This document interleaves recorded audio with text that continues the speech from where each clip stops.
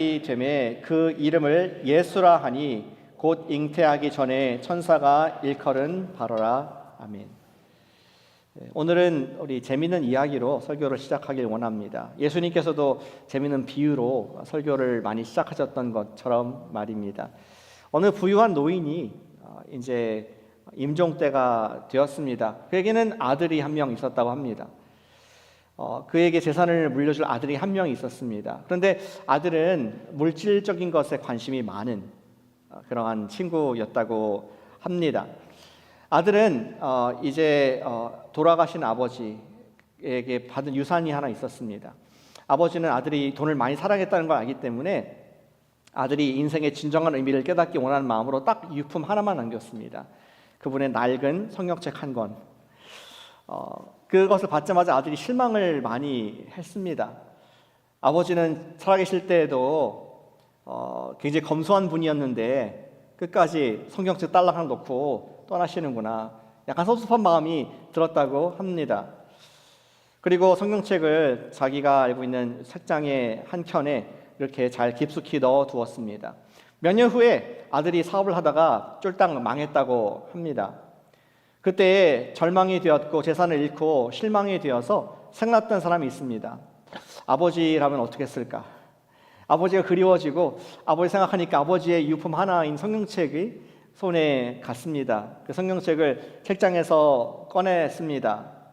그리고 그 그리운 마음으로 책장을 열자 그 속에 편지 한 장과 두툼한 돈 봉투가 거기 있었다는 걸 발견하게 됩니다.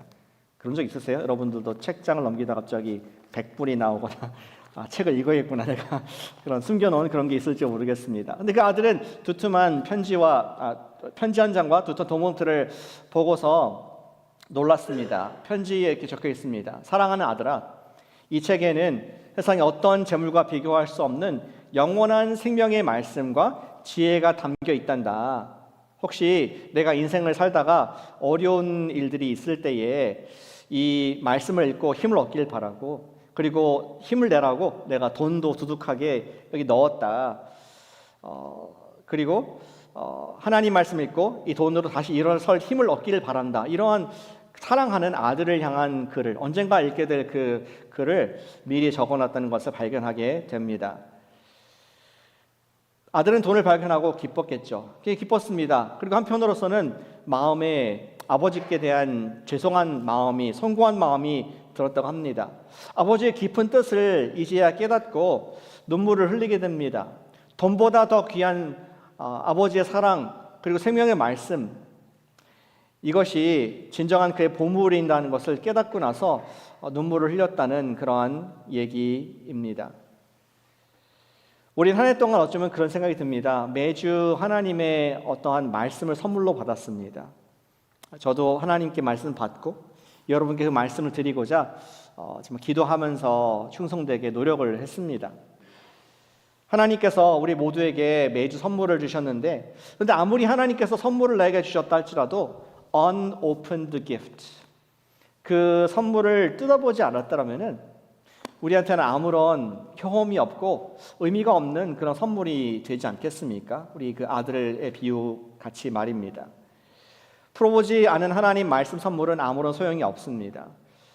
우리는 하나님 말씀을 귀로만 듣는 것이 아니라 하나님 말씀을 마음에 듣고 그 말씀을 마음에 새기는 데까지 나아갈 때 진정으로 하나님께서 우리에게 매주 주시는, 그리고 또 매일 주시는 말씀의 선물들의 가치를 알고 우리는 보물로 그것을 누릴 수가 있을 것입니다.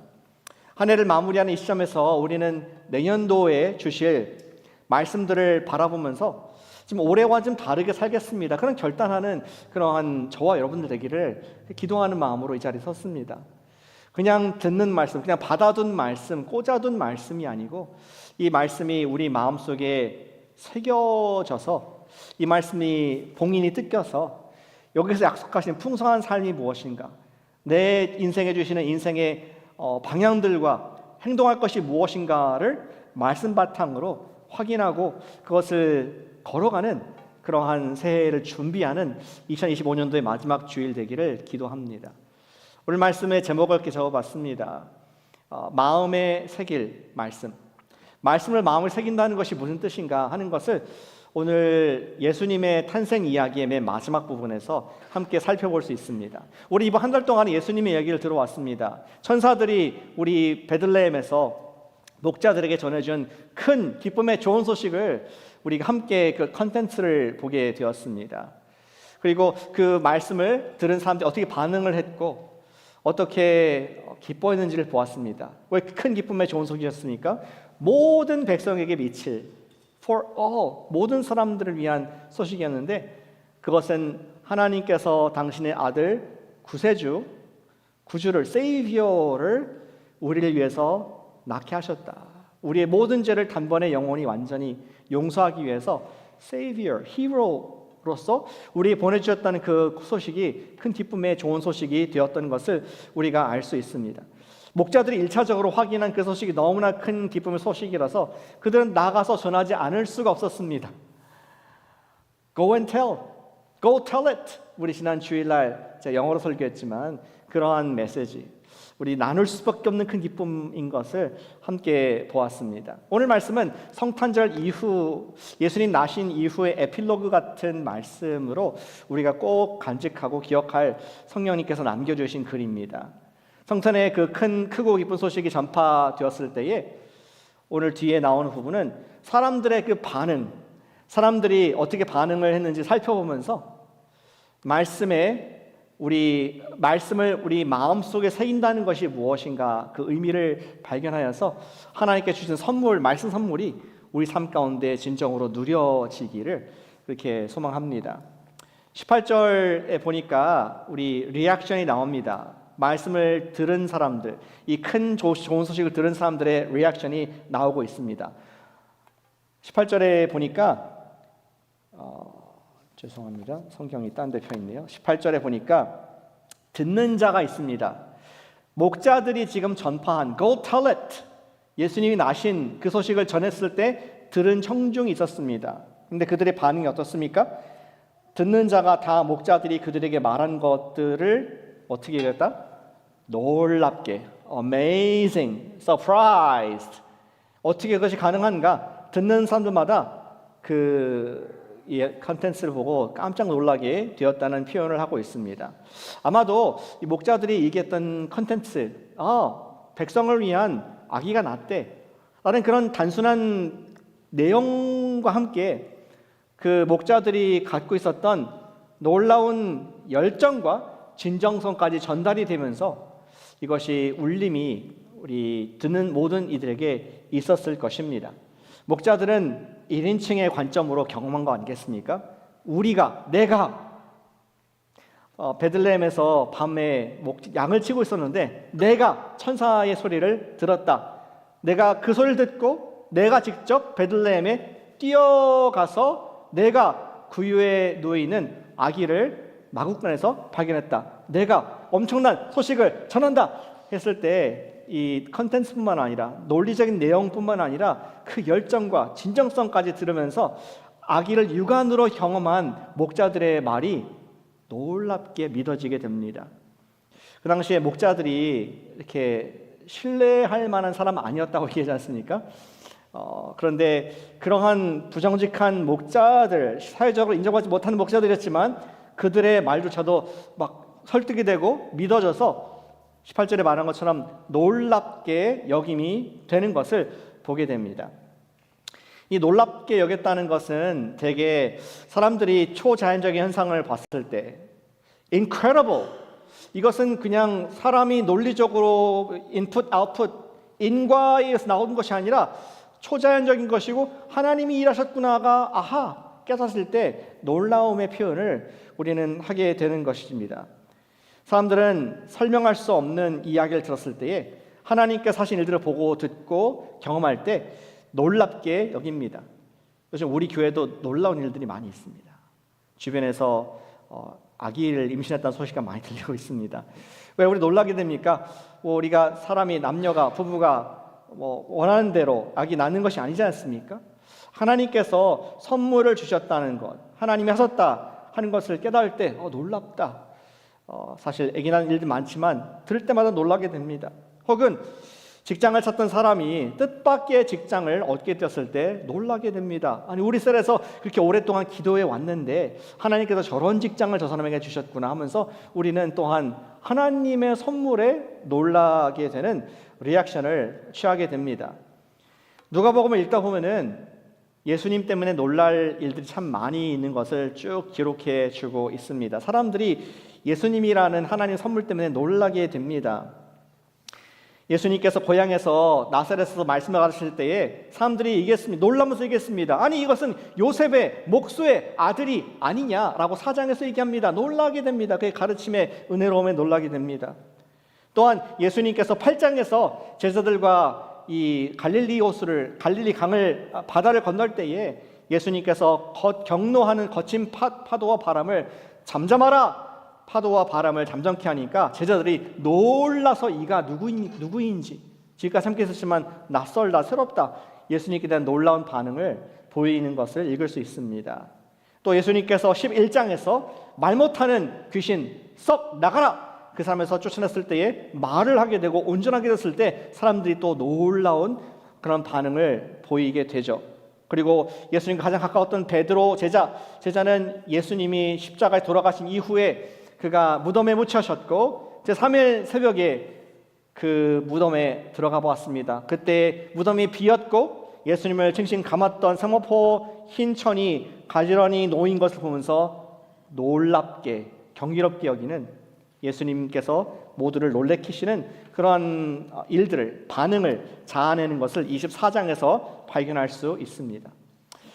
놀랐다고 해서 다 그것이 믿음의 반응은 아닙니다. 그렇죠? 어찌 그런 일이 있을까? 경이롭고 놀랍고, 하지만 믿음의 반응은 아니지만 그것은 하나님의 말씀에 대한 즉흥적인 반응이고 믿음으로 가기 위한 첫 번째 단계인 것을 우리는 성경에서 여러 번 관찰할 수 있습니다.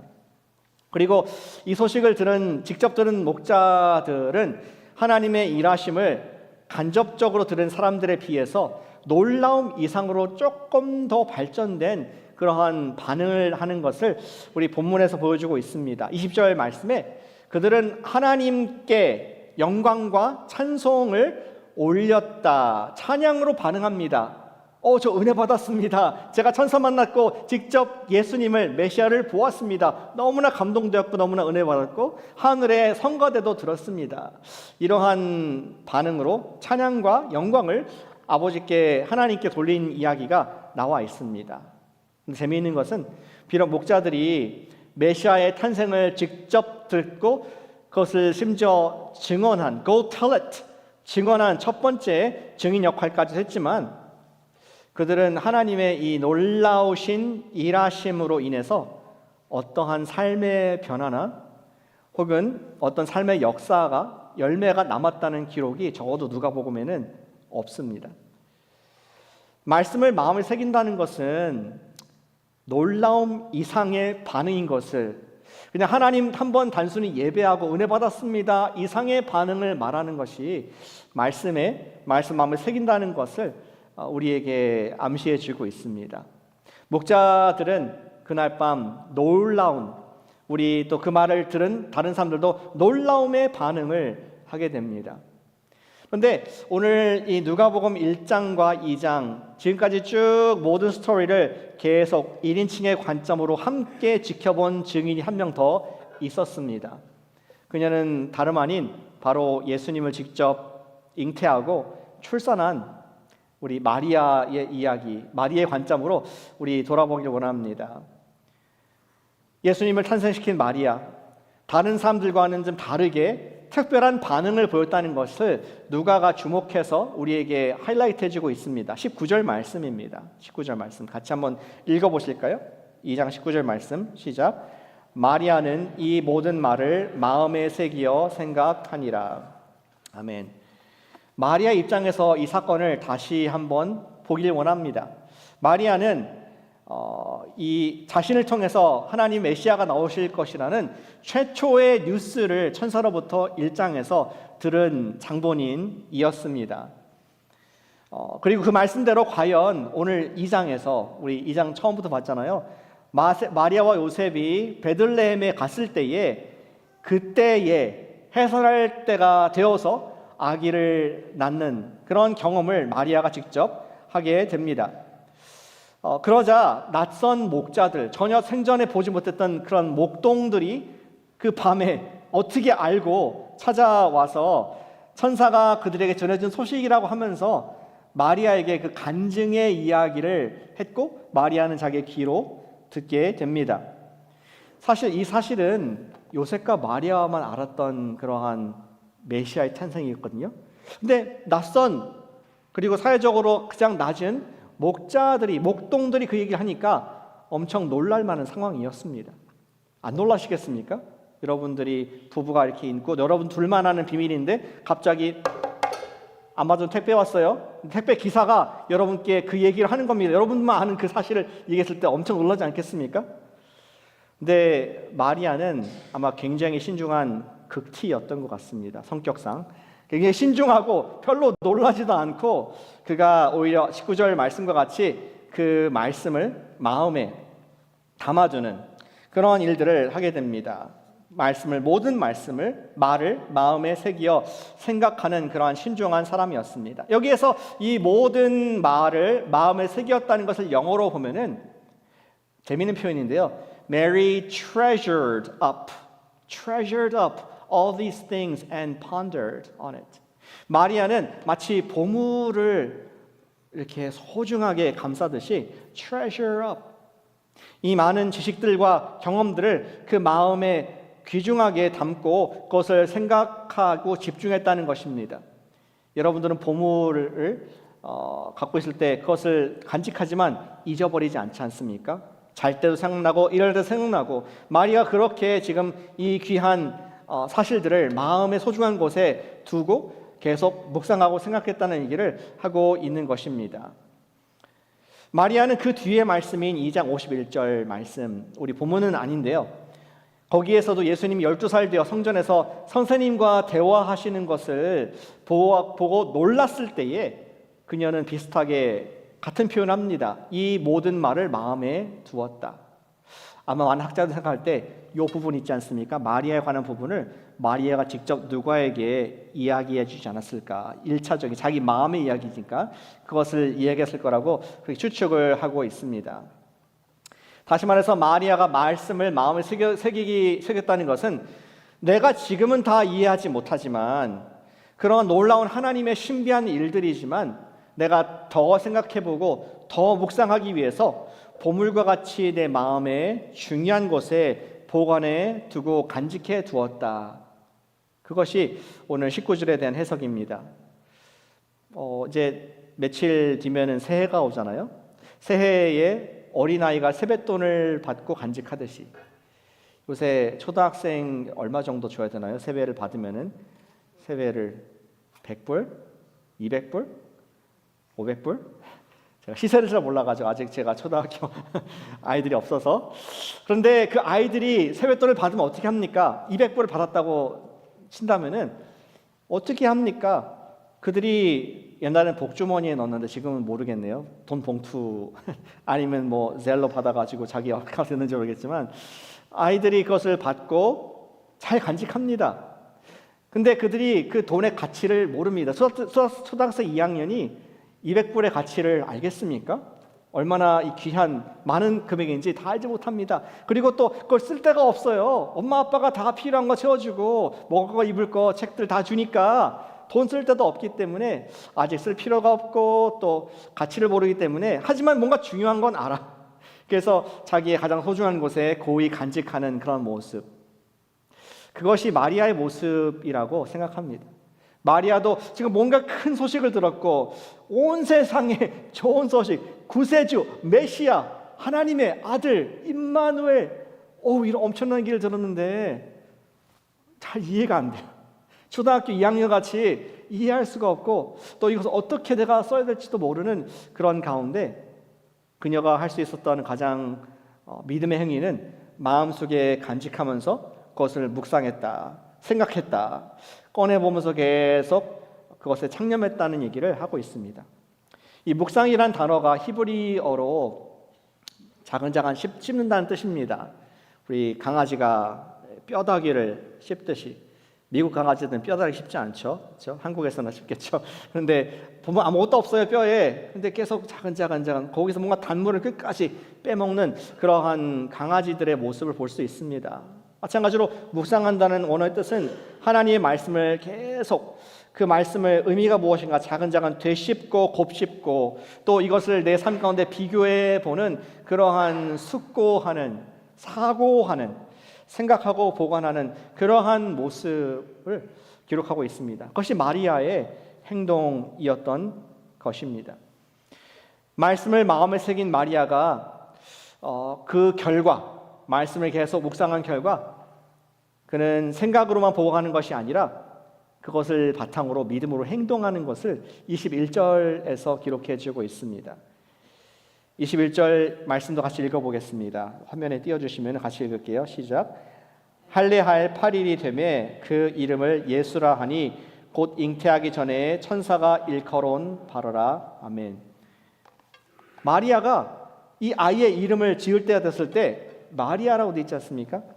부모가 우리 있지만 또 마리아가 특별히 아이를 이제 이름을 졌는데 예수와 구원자, hero, savior 이런 단어를 순종하여서 그대로 기록한 것을 그대로 지은 것을 볼 수 있습니다. 마리아는 말씀을 놓고 오래 생각하고 묵상하고 소중히 여겼고 다 이해되지 않았지만 내가 이 말씀을 근거로 행동하는 믿음까지 나아가는 열매가 있는 그러한 신앙까지 가는 것을 보게 됩니다. 다시 말해서 마음의 말씀을 쓰겠다는 뜻은 단순히 생각만 한 것이 아니라 그리고 또 어떤 말씀에 대해 직관적으로 반응했다기보다도 그것을 계속 생각하는 가운데 내가 필요할 때 때가 됐을 때 즉각 순종했다는 것이 우리 말씀을 마음에 새겼다는 삶의 모습이구나 발견하게 됩니다. 저는 우리 목자들의 반응과 마리아의 반응을 보면서 이 두 사람의 차이를 이해하는 데 도움이 되는 책을 발견하게 되었습니다. 그것은 다니엘 카너맨이라는 분이 쓴 책인데요. 생각에 관한 생각이라는 책입니다. 신앙서적은 아니에요. Thinking Slow and Fast 이런 책인데 Fast and Slow 사람이 어떻게 생각을 하는지에 대한 원리를 잘 정리한 책입니다. 카너맨은 사람은 두 가지 방식으로 사고를 한다고 얘기를 합니다. 시스템 1, 시스템 2 쉽게 이렇게 표현했습니다. 시스템 1은 빠른 생각입니다. 시스템 2는 느린 생각인 것이죠. 시스템 1 빠른 생각은 자동적이고 직관적이고 그리고 감정적인 생각입니다. 거의 노력을 하지 않고 바로 직문직답을 할 수 있는 그러한 것입니다. 예를 들어서 2 더하기 2는 아직 커피를 안 드셨군요. 아침에 1 더하기 1은 뭐 생각을 오래 하실 필요 없지 않습니까? 다 아는 삼척 던져도 아는 그런 것입니다. 누군가가 들어왔는데 얼굴이 막 지금 인상이 안 좋아요. 여러분 즉각적인 반응은 저분이 화났구나 조심해야겠다. 기비상 알 수 있습니다. 목소리가 커졌습니다. 언성이 높아집니다. 뭔가가 분위기가 안 좋다, 위험하다, 피하다. 이러한 즉각적인 반응들이 나오는 것이 우리 시스템 1 빠른 생각으로 판단을 하는 것입니다. 본문에서 목자들과 그들의 말을 듣고 반응한 사람들이 사고한 방식 시스템이 시스템 1이었습니다. 그들은 천사들이 예수 난 소식을 전하자 메시아가 났대. 기뻐해야지. 기뻐했습니다. 직관적으로 기뻐했고 또 그 천사가 얘기했습니다. 가서 다윗의 동네에 구유에 누인 아이가 있는데 가봐라. 가보자. 직관적으로 가서 직접 구유를 보고 마구간의 아기를 보고 주의 부모를 보는 그런 시스템 1 직관적인 빠른 사고로 거기까지 달려갔던 사람입니다. 그리고 직접 자기들이 그 본 결과 1차 증인 육안으로 본 결과 그들은 누가 말하지 않아도 기뻐서 얘기할 수밖에 없게 됩니다. 할아버지 할머니들은 손주 얘기할 수밖에 없게 되지 않습니까? 아무도 안 물어보는데 사진 보여주고 비디오 보여주고 있습니다. 나오니까 즉 목자들은 기뻐서 감출 수가 없어서 주변의 사람들한테 얘기했고 그 반응은 무엇이었습니까? 놀랍다, 경이롭다. 그것이 다 시스템 1 빠른 생각의 반응인 것을 알 수가 있습니다. 반면 시스템 2는 느린 생각은 의식적이고 또 논리적이며 분석적으로 생각하는 것입니다. 이런 생각은 집중과 에너지가 많이 필요합니다. 복잡한 문제를 해결하기 위해서는 반드시 느린 사고가 필요합니다. 바로 답이 안 나오는 것입니다. 17 곱하기 24는? 물론 폰을 뜯어볼 수 있겠지만 왠지 17 곱하기 24 하면은 종이를 빼고 펜을 꺼내서 하나씩 써가면서 이렇게 느리게 답을 구해야 될 것 같은, 초등학교 산수 시간 돌아가야 될 것 같은 그런 사고가 필요한 질문입니다. 내년 초가 되면은 세금 보고하셔야 되겠죠? 근데 세금 보고할 때 빨리 하고 해치우고 말자, 올해 대충이 좀 버는 것 같고 이렇게 쓴 것 같아, 그게 즉각적으로 빠르게 사고하신 사람은 아무도 없습니다. 신중하게 틀리지 않기 위해서 집중해서 하나하나 개선하고, 또 복잡한 경우에는 심지어 사람을 써서 CPA를 통해서까지도 우리는 느린 사고가 중요하다는 것을 알고 있습니다. 바로 이 시스템 2의 느린 생각이 마리아의 반응이었습니다. 마리아는 자기가 본 것을 다 이해하지 못해서 자기가 들은 말씀을 마음에 소중히 쌓아두고 보관했습니다. 그리고 그녀는 계속해서 말씀과 자기 삶을 연결하기 위해서 예수님을 아마 계속해서 관찰을 했을 것입니다. 그리고 그 예수님께 집중을 하고 계속 묵상하고 생각하고 말씀을 비추어서 예수님과 나의 삶을 계속 연결하는 노력을, 그런 정신적인 노동을 했을 것입니다. 마리아는 그렇게 자기가 들은 말씀을 조용히 곱씹고 삶과 대조해보고, 그리고 때가 됐을 때 행동으로 옮긴 것이 그의 아들을 예수라고 지은 것이었습니다. 우리에게는 말씀에 쉽게 은혜를 받고 간증하는 것이 필요합니다. 그렇죠? 그래서 말씀 접할 때 우리는 아멘으로 반응하고, 또 우리가 하나님이 일하셨습니다, God will make a way, 하나님께서 길을 내실 것입니다 라는 그런 찬양을 들을 때에 우리는 함께 동의가 되어서 찬양을 즉시 부를 수 있습니다. 그런 시스템 1적인 반응이 믿음에 반드시 필요합니다. 그런데 우리는 신앙생활이 어떠한 경험에 머무르지 않고 우리의 영이 성장하고 열매를 맺기 위해서는 반드시 마리아와 같이 말씀을 마음에 새기는, 마음에 새길 말씀을 되새기고, 또 이것을 내 마음속에 그러한가 아닌가 비교해보는 그런 숙고의 과정들이 반드시 필요하다는 것을 마리아를 통해서 얘기하고 있습니다. 마리아는 즉시 말하지 않았습니다. 느리게 침묵하며 숙고와 신앙적 분별의 시간을 오래 가졌습니다. 그리고 나서 계속 생각하는 가운데 아기의 이름을 지어줄 때 그렇게 고백하게 되죠. His name shall be Jesus, Yeshua, Jesus, 구원자라고 지읍시다. 사랑하는 여러분, 오늘 2025년도 마지막 말씀의 적용은 rather simple, 간단합니다.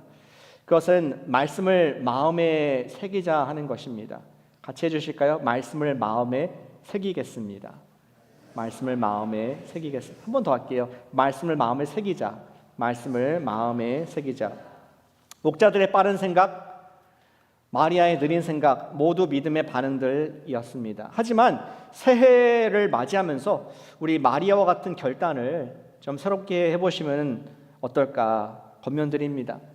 말씀을 마음에 새길 수 있기를 축복합니다. 생각은 깊게, 행동은 빠르게. 그것이 구체적인 적용이 될 수 있습니다. 그것도 같이 해보실까요? 생각은 깊게, 행동은 빠르게. 생각은 깊게, 행동은 빠르게. 저는 이 말씀을 묵상하면서 지난 한 해를, 저의 한 해를, 또 우리 교회 한 해를 돌아보게 되었습니다. 저는 작년에 주님께서 주신 말씀이 있었습니다. 요한복음을 읽으면서 내가 예수님의 친구가 됐구나. 예수님께 더 이상 너는 나 종이 아니라 앞으로 십자가를 통해서 하실 일 때문에 나를 그분의 친구로 불러주시는구나. 계속 읽어보니까 15장 15절에 내 친구는 내 말씀에 순종한다. 친구는 그 사람을 내가 좋아하고 내가 신뢰하고 사랑하기 때문에 그 청을 들어주는 사람이 친구이구나. 그것을 묵상을 하면서 제 1년 동안 계속 그 말씀을 마음에 새기고 순종하고자 기도해왔습니다. 특별히 매주 화요일 아침마다 저와 우리 교회가 그렇게 되기를 기도해 왔습니다. 그렇게 느리고 깊은 생각, 예수님의 친구가 된다는 것이 무엇일까? 예수님 친구를 어떻게 순종할 수 있을까? 그러한 생각을 하고 행동을 해왔습니다. 그래서 1년 동안 주중 새벽 예배 동안에 우리 성도님들 중에서 함께 말씀을 나눌 말씀의 친구들, 파라칼레오도 초대를 계속했던 이유가 그것이었습니다. 그분들이 미리 묵상한 본문에 관한 간증을 들었고 그들과 저는 같은 마음으로 이 말씀 어떻게 좀 살아낼 수 있을까? 친구 되신 예수님께서 오늘 나에게 요구하신 말씀이 무엇일까? 그것을 묵상하고 또 적용해 왔습니다. 때로는 한 구절 때문에 회개를 한 적이 있었고요. 때로는 한 구절 때문에 새 힘을 얻기도 했습니다. 때로는 한 구절 때문에 과감한 일상의 결단도 했던 기억이 납니다. 말씀의 친구, 예수님의 친구로서 말입니다. 특별히 개인적으로 올해 쿠퍼티노 프로젝트의 시작도 저에게 주신 말씀으로 시작했고 쿠퍼티노 프로젝트의 끝도 말씀으로 마치는 순종의 시간이었습니다. 친구이신 예수님께 순종하는 마음으로 행동을 해왔던 것이죠. 그리고 저와 함께 본문을 읽으며 말씀의 친구가 되어준 믿음의 항의를 함께 해준 믿음의 친구도 있었던 것이 돌이켜보니까 참 감사의 이유가 됐던 것을 고백합니다. 이번 기회를 빌어서 여러분 초대합니다. 2026년도에 파라칼레오 말씀의 친구, 우리 예수님의 친구가 되실 수 있기를 초대할 때 거절하지 마세요. 제가 계속 초대하겠습니다. 새해를 바라보면서 주님께서 주실 말씀들을 우리가 그 말씀 내가 마음에 새기겠습니다 하는 결단에 이번 한 주가 되시기를, 올해 말과 내년이 되시기를 축복합니다. 그런 의미에서 우리가 새벽 기도하는 것 아니겠습니까? 우리 아침에 마지막 우리 연말과 연시에 새벽 기도 하는 것도 주님 그냥 또 한 번에 매년 있는 특별 새벽 기도가 아니라 나에게 마음에 새길 말씀을 주세요. 그러한 갈망함, 주님의 말씀이 그냥 귀등으로 정말 매주 나에게 주시는 그냥 좋은 말씀이지가 아니라 주님 마리아에게 주셨듯이 저에게 말씀을, 나에게 한 2026년도를 위한 말씀을 나에게 주시옵소서. 그 말씀을 내가 마리아와 같이 직접 바로 반응하지는 않겠지만 그 말씀을 내 마음을 새기고 묵상하고 그리고 주님께서 말씀하실 때 행동하겠습니다. 그런 갈망을 가지고 이번 한 주간을, 그리고 이 2026년도 새해 시작을 하실 수 있기를 기도하고 축복합니다. 그리고 새해 성경 통독도 다시 계획해 보시길 바랍니다. 저도 매해 내년도 목표 세웠는데 하나님께서 주신 말씀을 통독하면서 읽다가 나에게 주시는 말씀으로 마음에 새겨서 또 한 해 정말 이 말씀이 어떻게 이루어지겠습니까? 왜 이 말씀을 주십니까? 계속 마리아와 같이 마음을 새기고 묵상하고 또 이것을 곱씹을 때에 주님께서 알게 하시는 그런 간증이, 그러한 진정한 기쁨과 믿음의 반응이 있는 것을 고백합니다. 우리 매일 말씀을 마음에 새길 때 성령님께서 우리의 갈 길을, 내가 오늘 어떻게 살아야 됩니까? 거기에 대한 분명한 답을 매일 밝게 보여주실 줄로 믿고 새해를 주님의 말씀으로 마음판에 새기는 여러분과 제가 되시기를 기도하며 축복합니다. 아멘. 우리 기도로